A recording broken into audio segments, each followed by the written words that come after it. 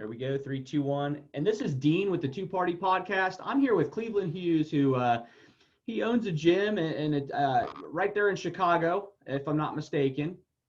And he's offering, we've discussed a lot about mental health awareness this month. And we've been discussing a lot about how we can help others and ways we can reach out into our community and do things in our community to make a small impact that makes a bigger impact in our nation.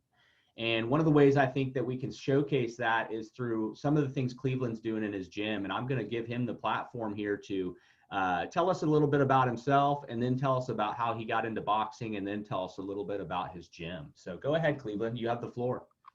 Thank you so much for having me. I really appreciate it. Sure. As you guys heard, my name's Cleveland Hughes, and I'm 30 years old. I'm a boxing coach. I'm on the outskirts of Chicago and Evanston on the it's right on the north side, on the north side of Chicago, right on the other side.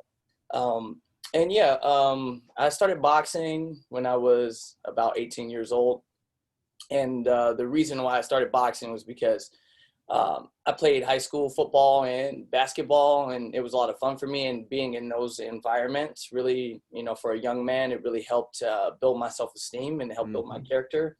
And I was feeling really great while I was doing those things. I wasn't necessarily a big academic, but I really enjoyed sports and being around sports.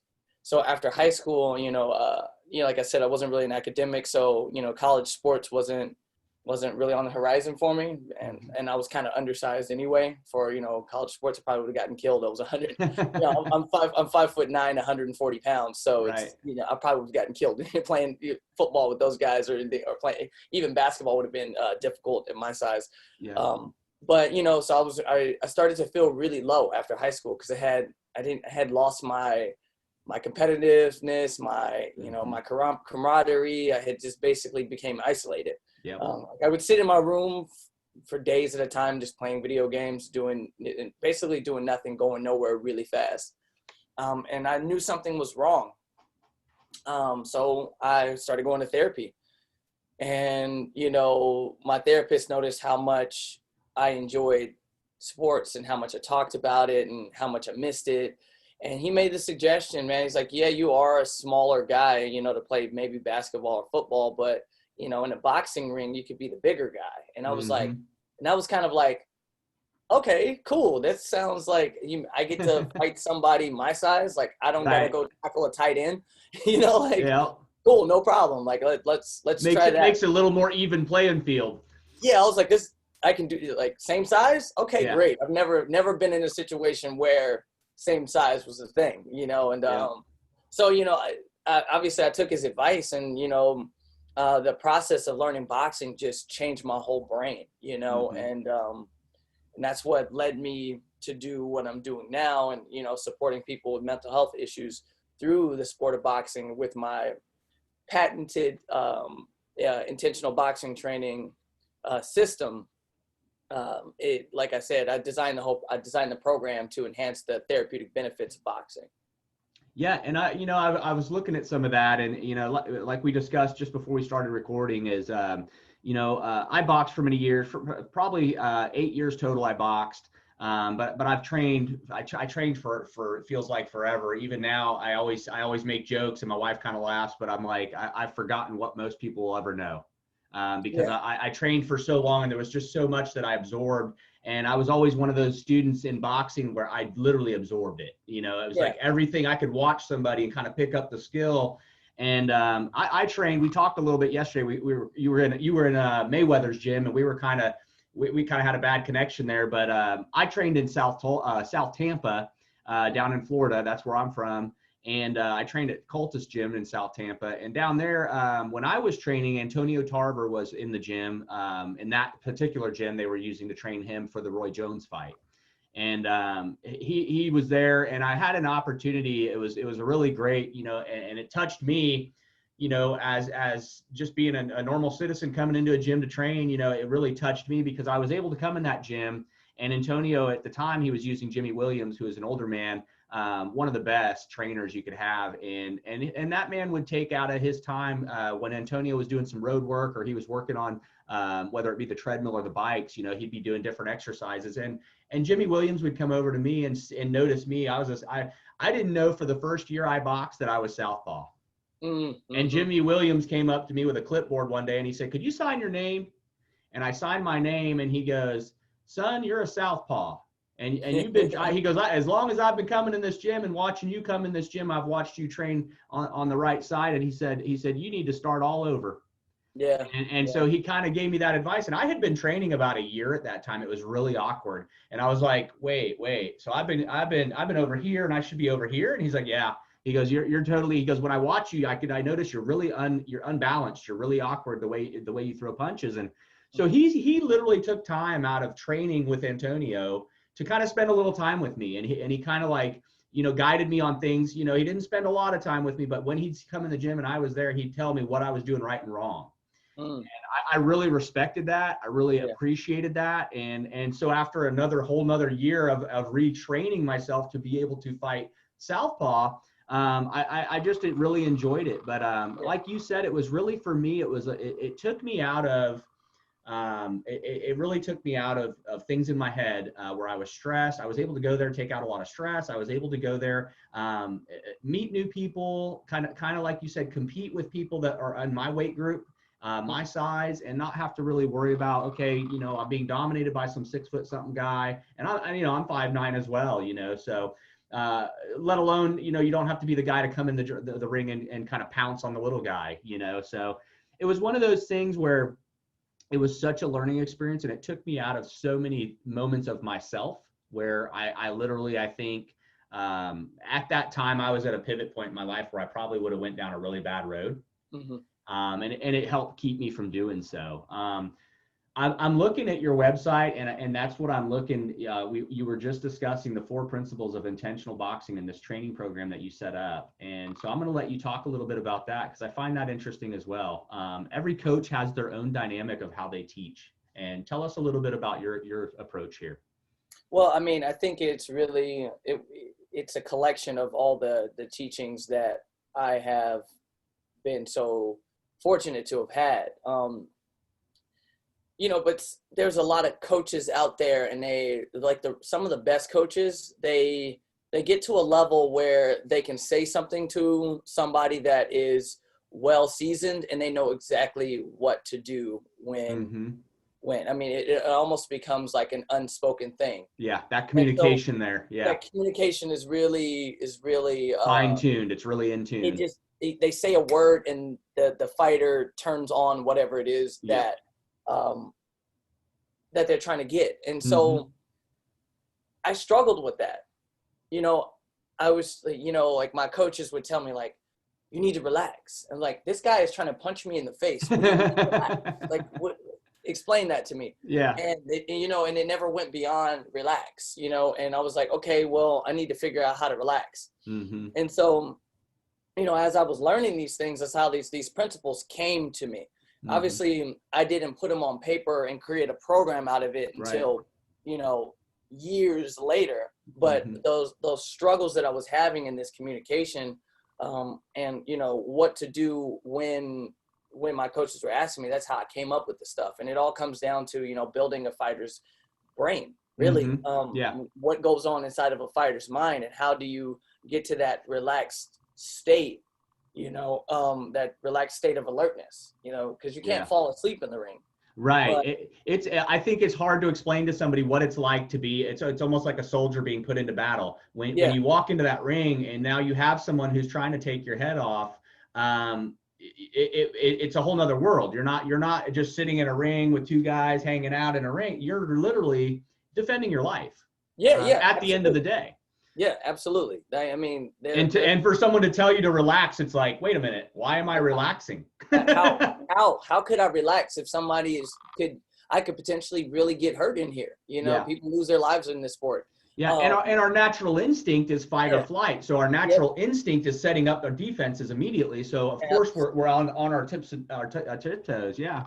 Exactly, and understanding that is really what really led me to create the system. Because when I came, because I'm not from Chicago, I'm from California, but when I came when I came to Chicago, I was like, I'm going to be a full-time boxing coach.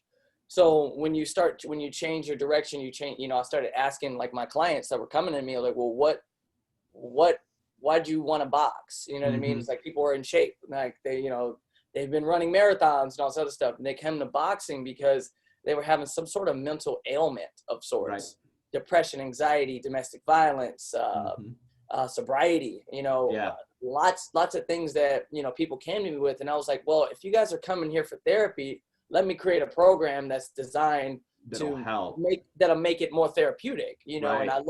And I went back and I looked at all those principles. And as you see the 4 in front of you, and I defined them and I said, well, if we can do all 4 of these things together, I've done research, all these different things, there's different research. They're not all put together in one place until now. But, if you can do all these things together, it's not only going to give you the accomplishments that you need to feel confident and help you, reduce your stress by, actually throwing punches and physically, letting it out and, building your confidence, your strength and endurance, and all those other things. But it's going to give you tools to use outside of the gym. Right. Like one of the principles is champion's breath. And I think that it's the most used practice thing by my clients outside of the gym. And I tell them, you got to slow your breath down to like a 10-second breath. And most people have never done that before. Yeah. It's not a concept they think to do. Right. Yeah. Like 10-second breath. Well, how do I do that? 5 seconds in, 5 seconds out, like let's slow down your breathing and just see how much you can control your fight. And that's exactly what getting your mind in tune with your body. And that's exactly what fighters do. If you watch a professional boxing match, you never see a fighter breathing like this. You never see that, because there's no way that he could last, at all 4 to 12 rounds breathing like that. The training, the conditioning, and again, the breathing. You have to know how to control your breathing. When someone's hitting you, you have to learn how to control your breathing, or the pain will just overcome you. You know what I mean?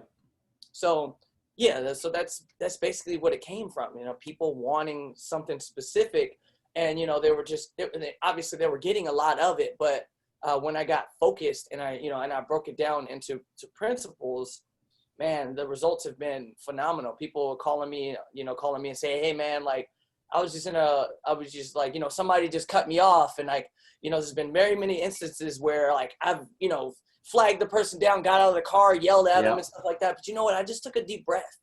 All the stuff you're teaching me, like my brain is changing. Like, I don't need to fight this person. Nobody got hurt. I'm just going to move on, know? And those are the calls that are my favorite. It just really helps. It really helps me, to stay on the path that I'm on. I know that I'm really helping people beyond just teaching people how to box. Yeah. And it's interesting. 2 points. One, with the breathing, a long time ago, I was in a program and they suggested, doing like any kind of martial arts or fighting or anything. And growing up, my mom always had me in martial arts. So I was always learning different martial arts. And karate was one I never took because we always thought karate was like, that was the dumb one. That was the one that, that's the basic stuff. We don't want to learn that. We want to go into jiu-jitsu and judo and stuff. So when I started taking karate, I got mad. I got angry at the instructor because we started it. And in the first like 2 weeks of it, all we did was breathing. And I'm like, what are we in yoga? Like, what are we doing here? And I literally, and I was young. I was like maybe 15, 16, something like that. And I mean, I went right up to the instructor and I said, hey man, when are we going to learn to punch and kick stuff? Like, this is dumb. And he's like, he goes, well, if you can't breathe, you can't fight. He goes, if I choke you out, you're not fighting. He goes, if you don't know how to take a punch and in the middle of a fight and breathe properly in the midst of being in a fight with somebody, he goes, you don't have a leg to stand on. He goes, he goes, if you want to go learn those things, you can go learn them elsewhere where they'll teach you that first. And then you'll have to overcome learning to breathe later. He goes, but I'm trying to teach you the fundamentals where it starts. And that's the basics of breathing. And so, we did another couple weeks of that. And I stuck it out. I was like, okay, I'll give this guy the benefit of the doubt. He's the teacher. He's the instructor. He knows what he's doing. And I didn't understand the concept. Like you said, I didn't understand the concept until later when I did start boxing. Yeah. And it was like, man, you don't know what it's like to inhale or exhale the wrong way when you're getting hit in the side, or Ooh, hit in the gut, or, yeah, or even when you throw a punch and you're not breathing properly and the impact's not as impactful as it should be on your opponent. And, yes, and it's a point you could have scored, but instead it's a point you took, and what I love second is the way you've laid these out, the art of relaxed intensity. That is exactly how you explained it. When you get when a professional boxer gets in a gym and you watch the way they compose themselves, they're not jumping around. You see a lot of the guys that get in there and they do the antics, but at yeah, the end of the day, a professional that's going to get in there and get the job done is going to get in there. He's going to compose himself, and and you never see him shook. You never see him stressed. You never see him anxious. It's literally they're just so calm and in their groove. yeah, yeah. They're like it's like walking to them, you Yeah. know. Yeah. It just becomes second nature. They know where they're at. And once that get in that squared circle, they know this is where I need to be. This is what I need to be doing. And their brain just kind of clicks a switch. And I remember I used to be the same way when I'd go spar. It was the same way. I'd get in there and I knew I'm in here to spar. I either get my butt whooped or I'm going to whoop some butt, and that Yeah, was yeah, it. exactly. And Yeah, then the next one you step on in here is the active concentration. Tell me a little bit about that, because I feel like that ties in a lot with mental health as well, because a lot of people can't concentrate. We have so many distractions in our world that learning a technique of active concentration where you're actively engaged in something but able to concentrate. Tell me about that. yeah. I mean, active concentration is about using your concentration versus using your instincts, like just like your primal instincts. Right. And it's interesting because each principle has kind of like a piece of the other principle Yeah. woven into it. Yeah. And it's just like, it's just like if somebody were to hit you, you don't get angry and start rapid breathing and Mm-hmm. then, start, throwing Throwing punches wild punches. Right. like Dragon Ball Z. Have you ever seen Dragon Ball Yeah. Z? Yeah. Like, like that's That's not not how going to fight work. works. It's not gonna work, but yeah, so basically in active concentration, like I teach them, you're going to throw a jab and a cross, right? I'm going to throw a jab back at you. The appropriate response is to slip, right? Mm-hmm. Yep. Slip your head outside, and then throw a punch back. Yep. Okay. And if you were just going completely off of your instincts outside of boxing, you may get hit in the face, Right. if Right. you're not You may either shell up, or you may just try to back up, or just get hit. up, you lean back, do something, which leaves you totally exposed as soon as you lean back. Yeah. Exactly. And so inside the gym, it's drills. Outside the gym, it's acting with concentration versus acting with instincts. You know what I mean? Yeah. Reaction versus a response. You don't want to be reactive to everything going on around you because you lose control like that, Correct. But you give away your control. Yeah. Yeah, it's really, I mean, it's a fancy way to say be mindful, Yeah. It's the boxing principle to be mindful and to stay focused on the task at hand, to concentrate. Yeah. And then we, obviously, just kind of going down the page. So we start with the art of relaxed intensity. We go to active concentration. We spoke a little bit about the champion's breath. And again, I think that applies to almost everybody in life. I mean, we all have moments where we get angry, like you said, even in traffic or whatever it may be. We're in a hurry, something goes wrong on our day, and we just get frustrated. And taking a moment to breathe is really something that a lot of people. I've had counselors and therapists tell me the same thing, like just take a moment to take a couple deep breaths, and it's amazing if you really do it, how it's so effective. And then your last one on here is technical focus. Tell us a little bit about that one. Okay, so technical focus, it's the boxing way of saying being in the moment. Mm-hmm. If you are able, because I don't just teach these principles. I teach the principles and I teach boxing at the same time. You got to teach the science with it. Yeah, the science is coming along with it, and I tell somebody, this is how you throw a jab, you know what I mean? And now you got to do all the things I just asked you for. You got to stand there relaxed, you got to take deep breaths, you got to turn your hand all the way over, you got to snap that punch. You got to push from your front leg to your back leg, all of those things. And like I said, is if you are 100% present with me, there's no way that when you're focusing on this boxing technique that you can think about anything else. Because if you do, then you're going to get slapped with a mitt. You know what I mean? Like, Yeah. you're going to get smacked. You Yeah. know what I mean? Like, you Yeah. need It's to part of the be, training. Yeah. You right? got to be in the moment. You Yeah, can't worry about if you go in the ring to fight, you can't worry about your dog at home. You can't worry about your girlfriend. You can't worry about the car payment. You got to be in the moment. You got to be right here, right now, because it doesn't matter. Those things don't matter. You know, those are besides the point right now. And I think what it does is it helps people stay centered and grounded, you know, because there's so many, like we said before, there's so many distractions. It's so easy to get distracted, you know, and just staying in the moment, staying in your body and just feeling, you know, your own presence and where you are. And the biggest takeaway, I think, is that people outside the gym, as they continue to practice grounding themselves in the boxing environment, I think it translates to whatever it is that they're doing. Like I said, all the principles kind of weave into the next. You know, it's if you can do, you know, I mean, if you can do 2 of these pretty well, you know, it's going to have a major impact on your life. If you can do all of them, I would consider you a master of yourself. Right. You know. And then all you do is continue the work. Yeah. That's it. You just continue to practice and get better and better and better. And with everything in life, doesn't matter what it is, boxing or just in general, your career, whatever it may be, you have to practice. Practice is going to make you the best at your game. It's just that simple. And if you continue, like I said, if you just think about it like a boxer and you just keep putting the work in, you got to you got to outsmart and you got to out-train, you know, your opponent. And, you know, the biggest obstacle in boxing is you. Yeah, is self. And that's how it was taught to me. Jimmy Williams used to tell us that is the biggest obstacle you have in this gym or the biggest opponent you have in this gym is yourself. That's it. If you can overcome yourself, you're going to be a champion. That's what he used to say. Right? Yeah, and so that's the way I see it. You know, it's this boxing is very much like life. You know, it's unfortunate that that's where things are, but right. It's like, but that's how life is. Life is like it's like a fight. Yeah, and we're all living in a big ring. And, we're living in a huge ring. You got to make your way out of the ring, and the only way to do so is to continue to train, continue to work on bettering yourself. Yes. And most importantly, you know, continuing, you know, a lot of us just think of like, we got to better ourselves, but it's most important to remember that there's people around you that you can help as well.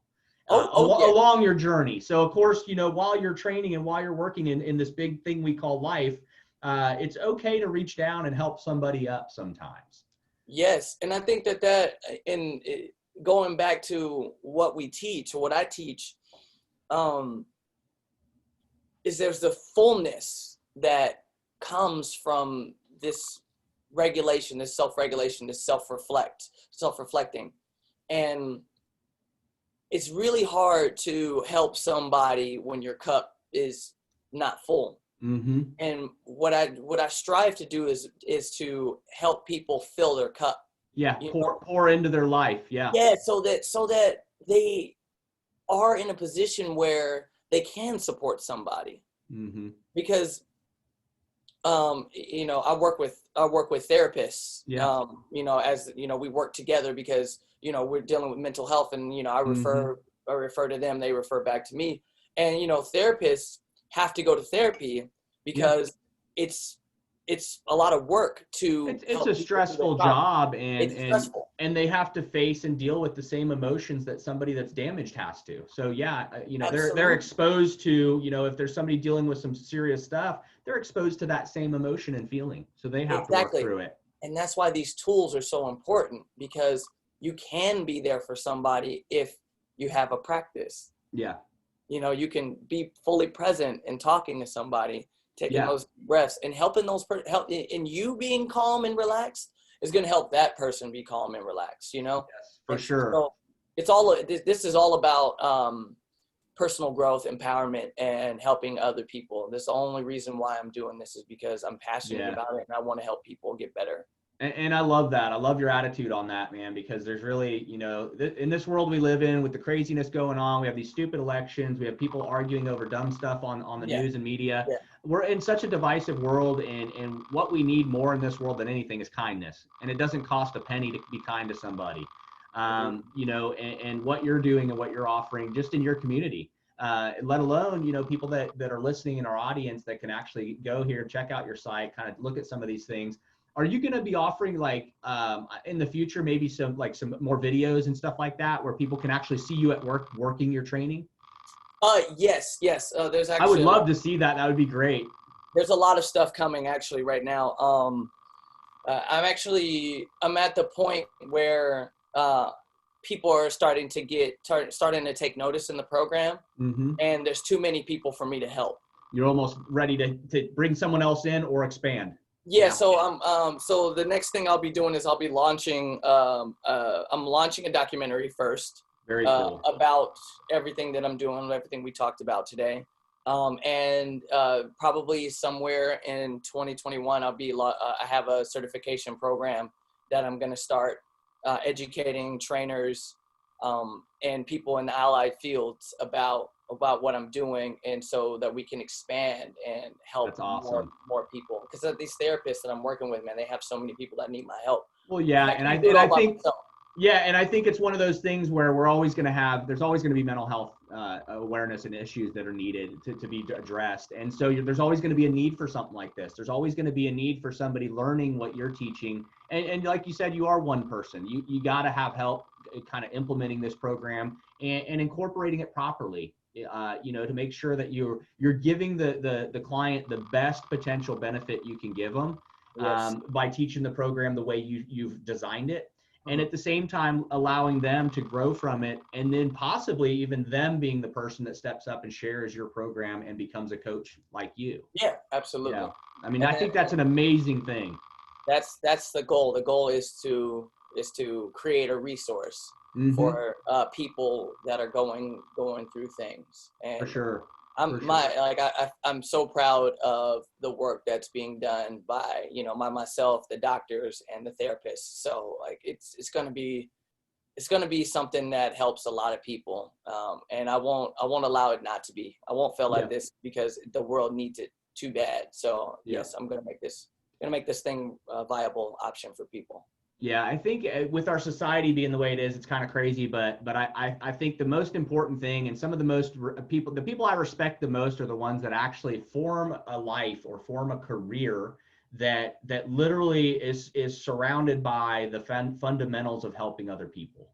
Yes. And I think that's just something that no matter who you are and what background you come from, you have to respect that demands a level of respect, because you know, we just live in a selfish world, and people are selfish. I mean, we're always worried about what's going on our phone. We're always worried about, you know, the things that are in our lives and our problems, and who's in my way or who's holding me back.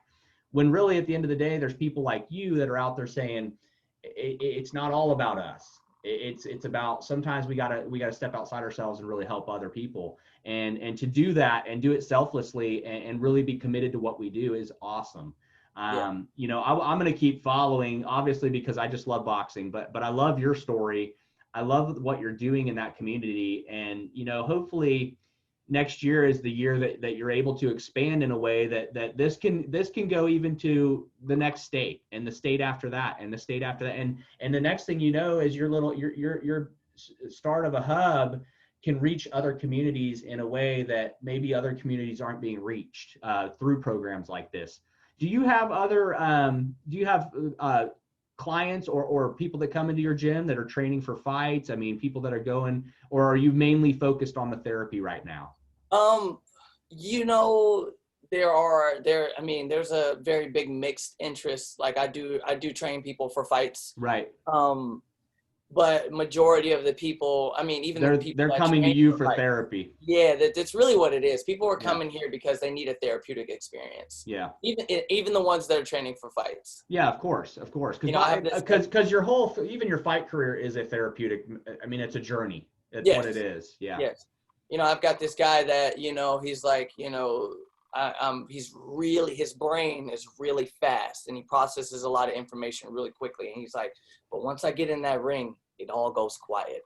Right. You know, and it's like, well, this, you know, that's what he needs, and that's what I'm training him for. So yes, I work with people all walks of life, but mostly the people that are coming here that need that therapeutic experience. Very cool.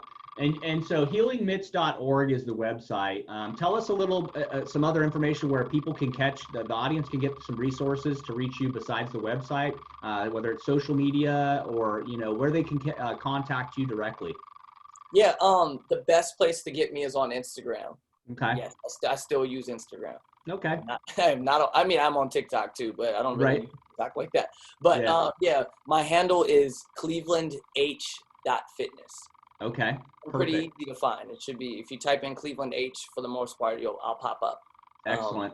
And then, of course, the healingmitts.org website is where you can find basically your program. Yes. I love you guys have the website laid out really good.